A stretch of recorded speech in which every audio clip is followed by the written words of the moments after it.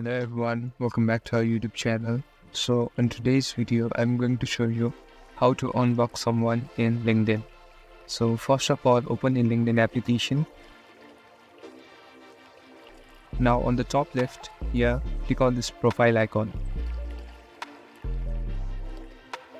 Here at the bottom, select settings.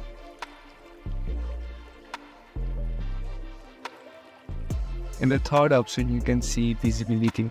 Click on it. Now slowly scroll down. Here, as you can see, the option of blocking, select it. Now here, you'll be able to see the list of people whom you have blocked. So to unblock them, just click on this unblock button. Here, it asks for your password.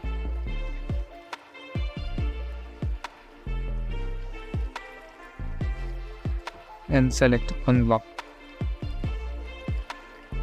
So now the unblock is successful. So this is the easiest and fastest way to unblock someone in LinkedIn. Thank you for watching. I hope it helps.